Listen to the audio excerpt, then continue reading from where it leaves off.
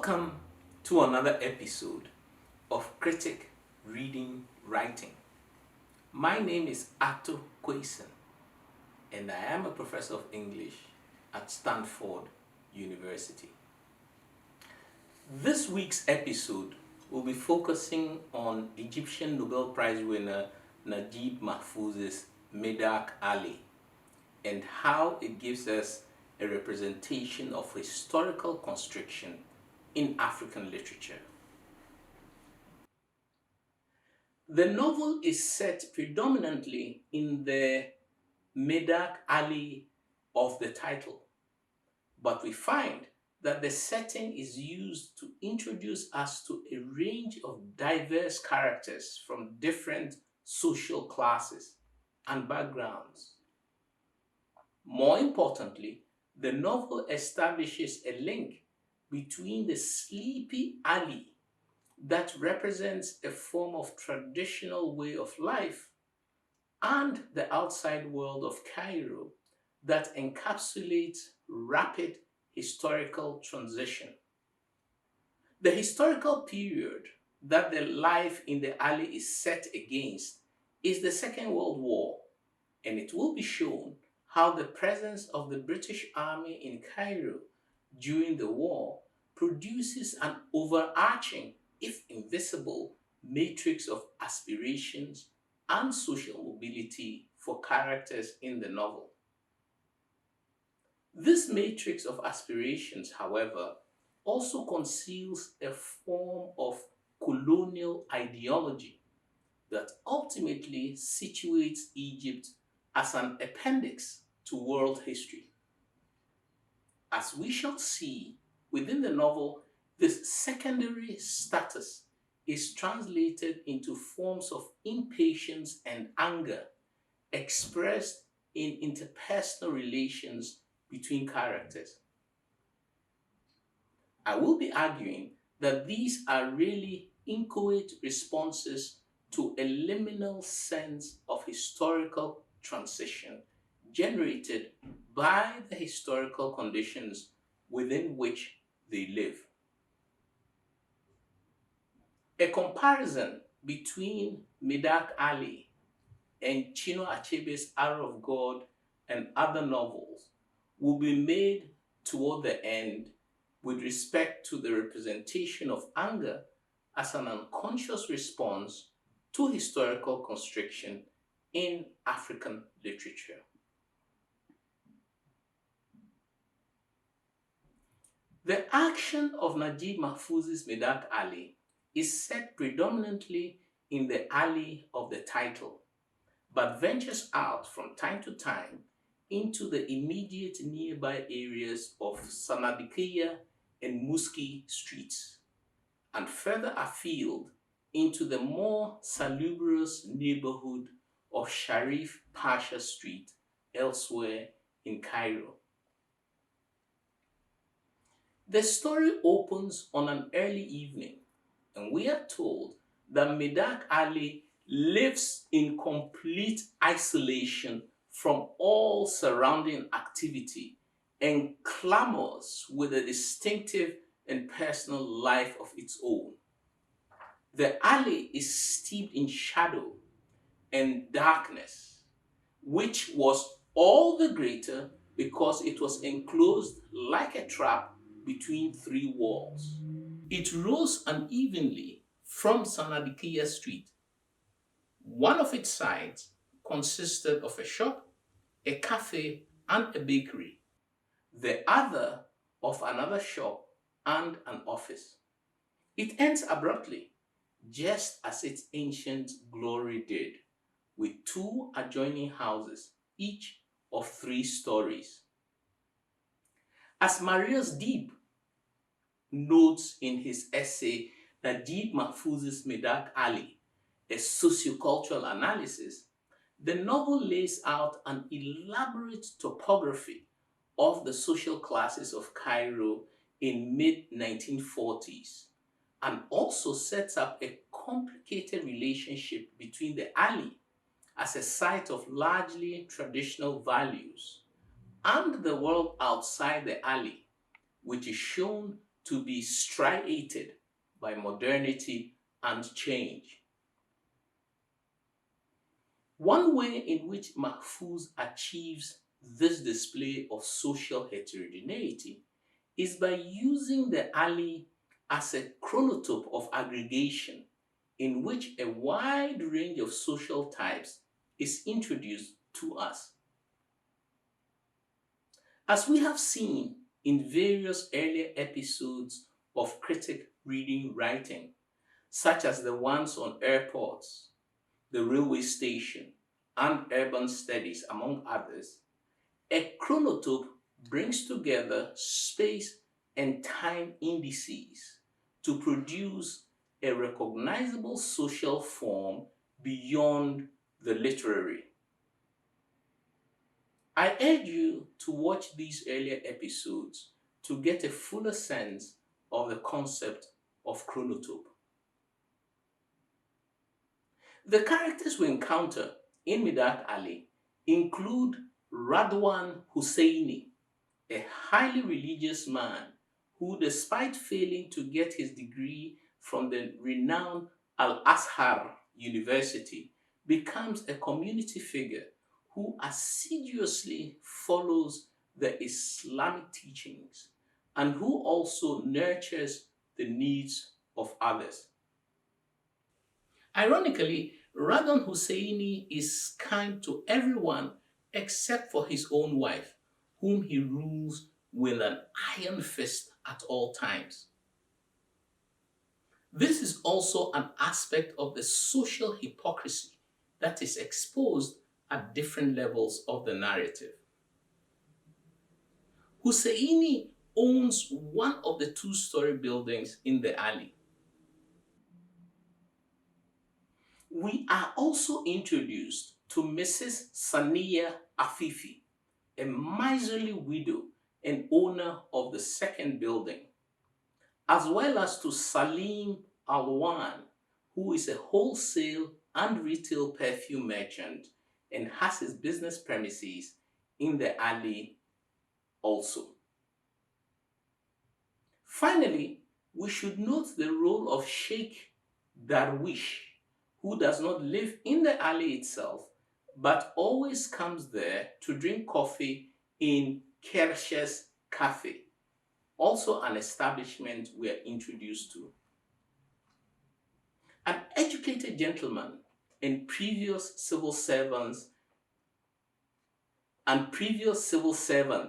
in the Ministry of Religious Education, Sheikh Darwish falls foul of his bosses when he begins to insist on speaking only in English and being addressed as an effendi or gentleman. It turns out that he is suffering a nervous breakdown. When he is let go from his job, Darwish takes on the life of a well-dressed but eccentric sage, dispensing advice partly to himself and partly to anyone within earshot. He is lovingly tolerated by all because of his genteel and inoffensive mannerisms. In the novel, Sheikh Darwish acts as a hermeneutical deus ex machina, often rescuing the narrative from ethical impasses by delivering interpretations of what might appear to be intractable situations. Mahfouz also subtly pairs and contrasts characters, thus laying out a broad canvas of social types through broad and economical brushstrokes. Thus, Radwan Hussaini is contrasted with Sheikh Darwish in terms of occupying different points on a religious spectrum, while Hamida and Mrs. Sania Afifi, both of whom we shall encounter more fully presently, are contrasted in terms of their social class and their different personal dispositions toward scandal. The novel lays out the contradiction between traditional life and modernity. Thus, early in the novel, we are ushered into Kersher's cafe to find a heated argument between Kersher and a blind poet who has been coming to sing Islamic stories and beg for alms there for the past 20 years. Kersher has just had a new radio installed and insists that the blind poet's songs about Islamic history and culture are no longer what is required. Kersher insists loudly that everything has changed and that the times call for a different sort of entertainment than what the blind bard has to offer. The thematic message is self evident. The insinuation of Western technology, in this case the radio, into traditional Arab Islamic society instigates a new mode of literary and artistic entertainment that renders obsolete the traditional oral forms of narration. Change, billed as modernization and progress, thus requires a break with the past, including, by implication, a break with what counts as the idea of the eternal.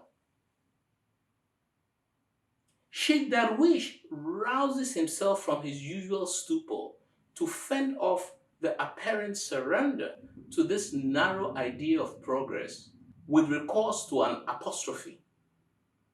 In response to the word change mentioned by Kersher, Sheikh Darwish mutters, as if to himself, "Yes, my lady, everything changes except my heart, which is overflowing with love for the people of the house."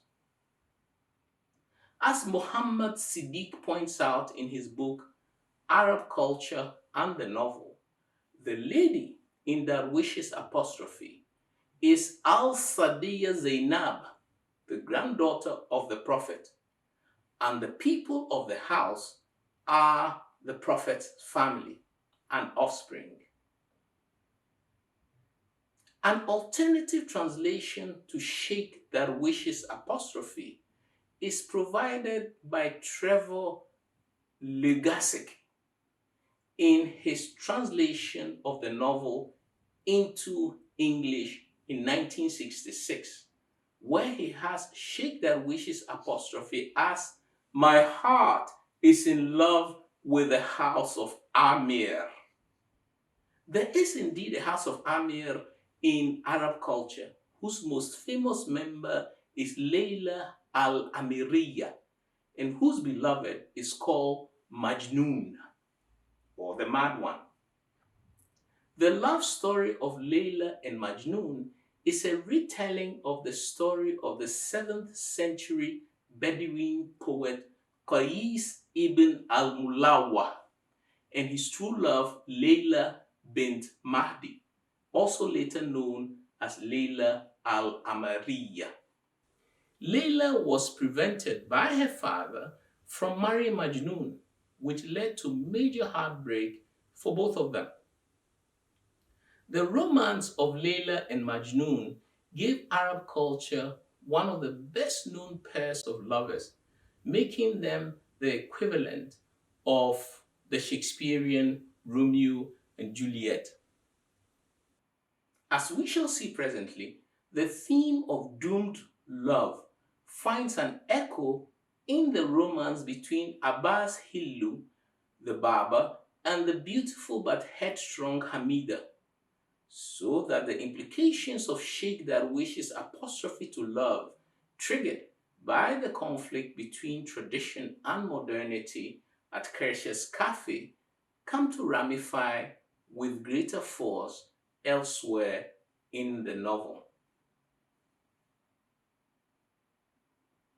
But the scene at Kersher's cafe also speaks to the defeat of the storyteller by the steady creep of technology, something that Walter Benjamin also wrote about in The Work of Art in the Age of mechanical reproduction.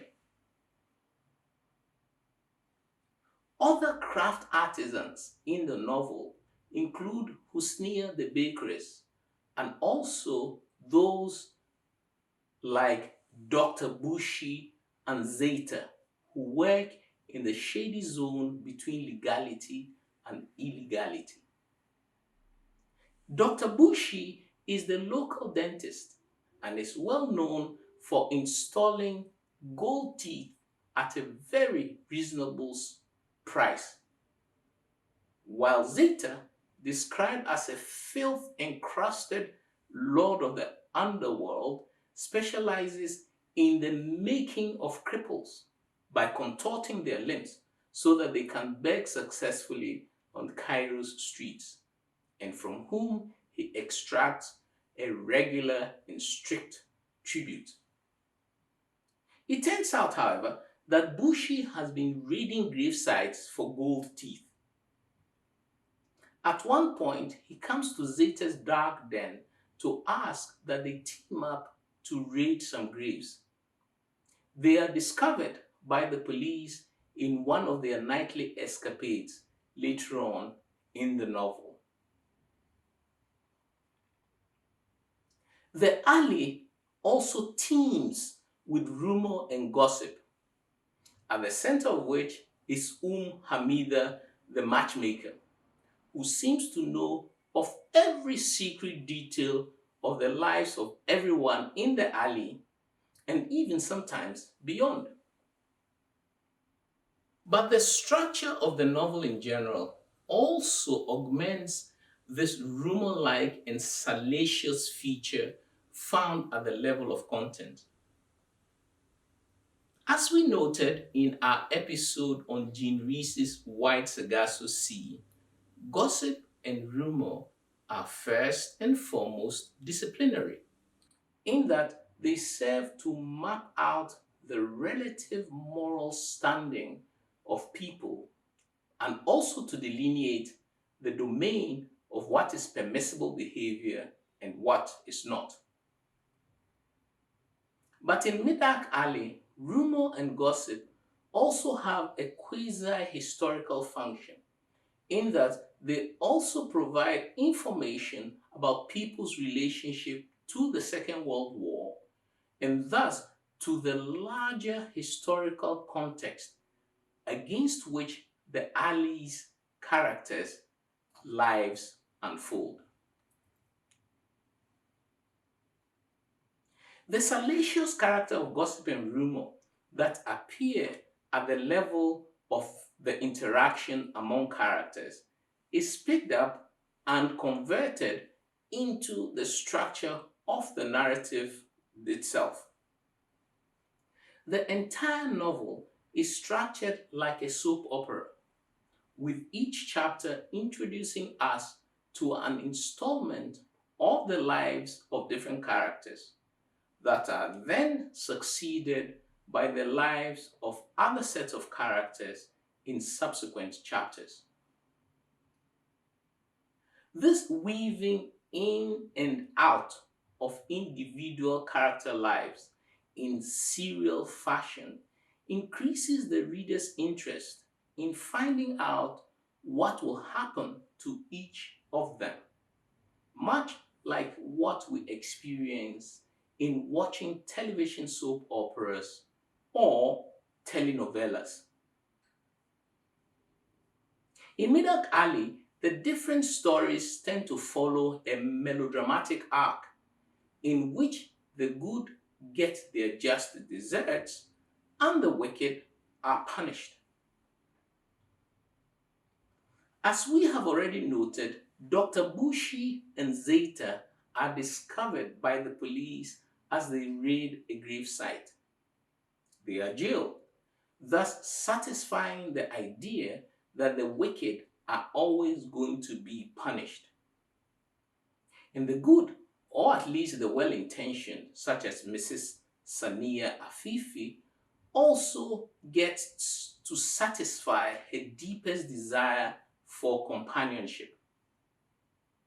We are first introduced to her in the chapter in which we encounter Hamida and Hamida, both of whom rent the second floor flat from their landlady, Mrs. Afifi, who lives right above them on the top floor.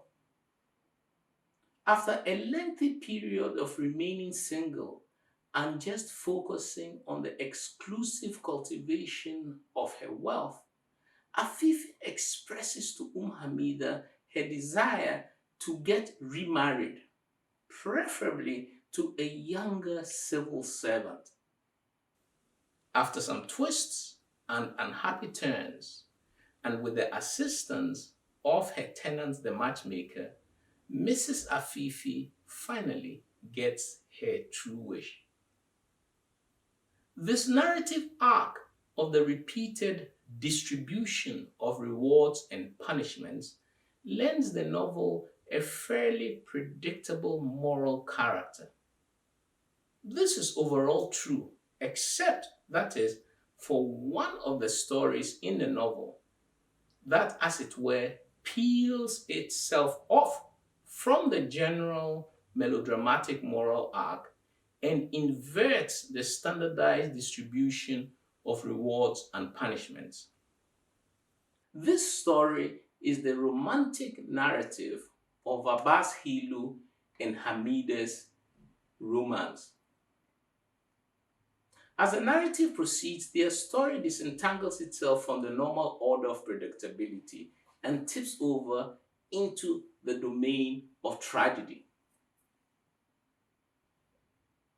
The causes for this inversion are many, but the main one lies in Abbas and Hamida's utterly contrasting and completely different character orientations. Abbas is completely satisfied with his life condition in the alley, whereas Hamida is not. Hamida is always aspiring for a better life, one in which she can dress well and have mastery over her own life choices. She is therefore quite restless and is constantly looking to the outside world. We note this, for example, when on her regular evening walks, she expresses envy for the freedom and the dressing of the Jewish girls who work in the local factory beyond the alley. Contrastively, for Abbas, he is perfectly content with the easy camaraderie and security provided by Uncle Kamil and the other members of the alley. But there is good reason for Hamida's dissatisfaction with her lot. She was orphaned when her mother was giving birth to her and was taken in by Hamida. Hamida is always having to fight Hamida for trying to get her to scale down her dreams and aspirations. Because Hamida is a matchmaker, the only ambit of action she can imagine for her foster daughter is that of marriage to a good man who can take care of her. Hamida chafes at this idea of being shackled to marriage as the only conduit for her freedom. Even when she agrees to marry first the wealthy Salim Alwan, and when he suffers a sudden heart attack after she has been betrothed to him, to the poor but earnest Abbas, it is only so that she can somehow find a way out of the alley. It is this inherent dissatisfaction and restlessness that leads her into the coils of Ibrahim Faraj, the pimp, whom she meets at a political rally held in the alley later on in the novel. Faraj perceives her needs quite clearly and persuades Hamida to leave the alley with him on a new adventure. But the adventure is ultimately into prostitution. Hamida hates Ibrahim Faraj deeply for this, and yet at the same time, she glories in the freedom that being an alluring and well-dressed woman gives her for expanding her horizon of choices. The palpable excitement that Hamida experiences when first leaving the alley with Ibrahim Faraj and heading out to the more salubrious parts of Cairo is amply conveyed in her emotional reactions as they drive through the city. And this is what we see. She made no objection and fixed her gaze on the approaching taxi. It stopped and he opened the door for her. Her heart pounding and clutching her cloak, she bent down and entered. The man followed her, saying to himself delightedly, "We have saved ourselves 2 or 3 days groundwork already." Hamida heard him say, "Sharif Pasha Street." Sharif Pasha, not Midaq Alley or Sanadikia or Guria or even Muski, but Sharif Pasha Street? But why this particular street? "Where are you going?" she asked. "We will have a little run around and then go back," he said, his shoulder touching hers. The taxi started and she tried to forget everything for a while, even the man sitting so close to her. Her eyes were bewildered by the dazzling lights as a speeding, laughing world appeared through the windows. The movement of the taxi had an effect on both her mind and her body, and a delightful feeling of intoxication stole over her. She seemed to be riding in an airplane high above everything. Her eyes shone with delight and her mouth dropped open. The taxi moved slowly, making its way through the sea of carriages, motor cars, trams, and people. Her thoughts traveled with it. Now her willpower deserted her, and her emotions were intoxicated as her heart, her blood, and all her feelings danced within her.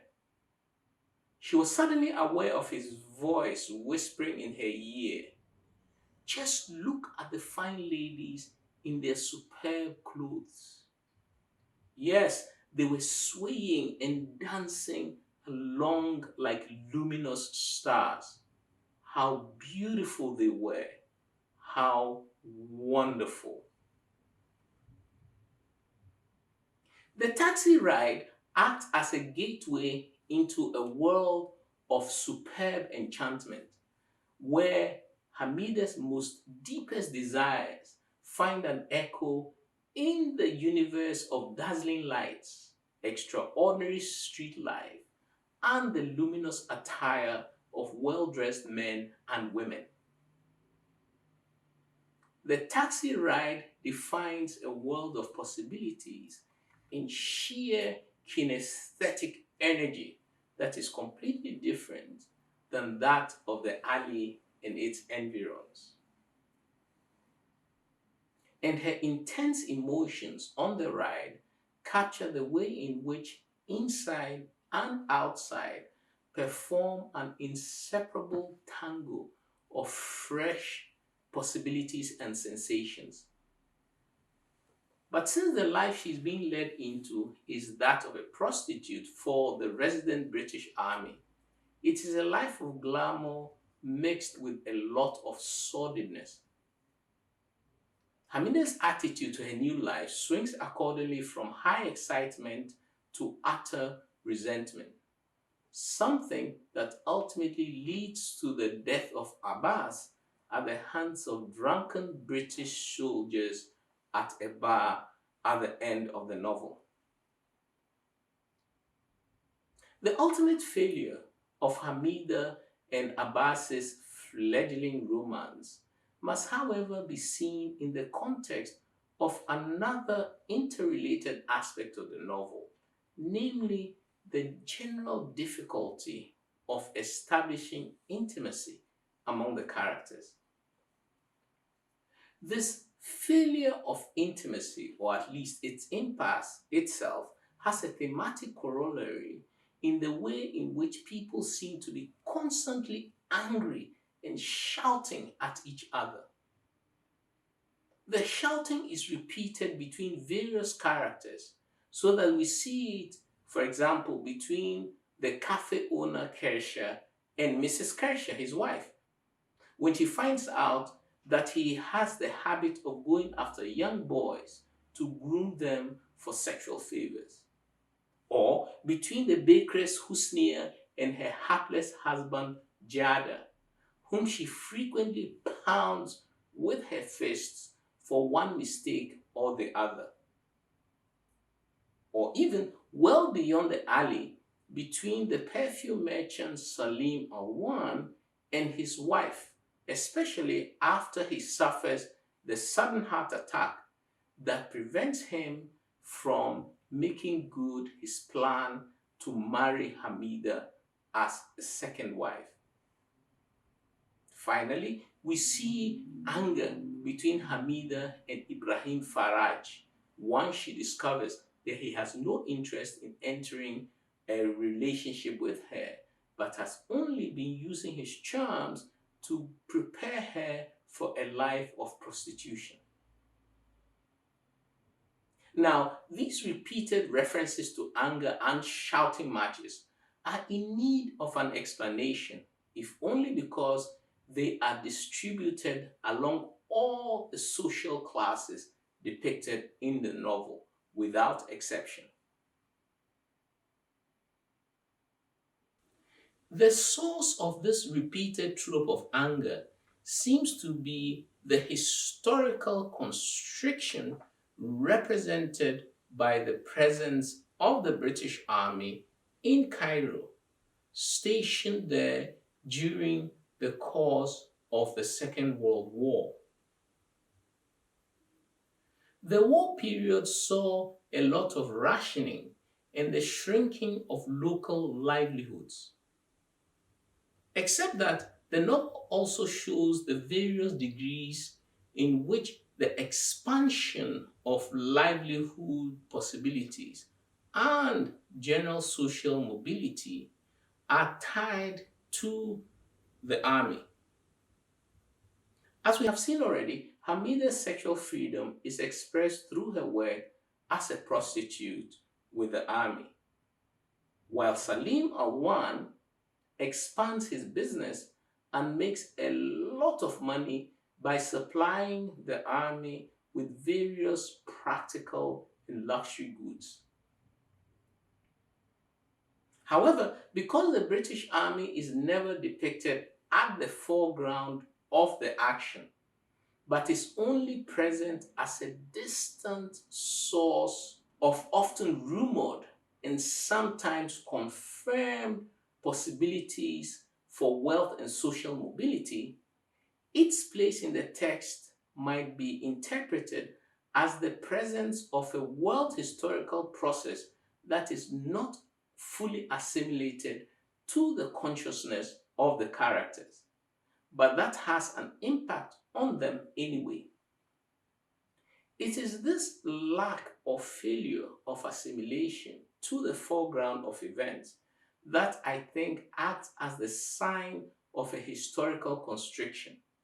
Because in the end, the British Army represents an alien source of social aspirations that is nonetheless not available to ordinary critique, at least not by the denizens of Midaq Alley. The British Army is in fact part of the colonial machinery that, years after the Second World War, would trigger the Suez Crisis in 1956 and expose the chicanery of British neocolonial mentality. The entire Suez Canal drama that is amply augmented by the different political interests of Britain, the US, and the then USSR with respect to their Middle East calculus had its roots way back in 19th century Egyptian history, but got progressively exacerbated during the Second World War and in its aftermath. There is something to be said for exploring an ethnography of anger in African literature inspired by Midaq Alley. Works such as Chinua Achebe's Arrow of God, on which we already have an episode, Dambudzio Marechere's The House of Hunger, which we shall encounter later, and Yambo Oluwem's Bound to Violence would all be suitable candidates for such an exploration. They share with Midaq Alley the key feature of historical constriction and the fact that in each instance the characters are not able to decipher the larger historical sources of their anger and dissatisfaction, but only see themselves in terms of responses to their immediate personal circumstances, the changes to which they assume to be purely a matter of personal choice and exertion, and a little bit of luck. This is obviously a misapprehension of the relationship between history and the individual. Thank you very much. Please remember to check the suggested readings in the episode description. And if you like this episode, please give a thumbs up, subscribe and share, hit the notifications bell so that you do not miss out on any upcoming episodes, and enter your comments in the section below. See you next week.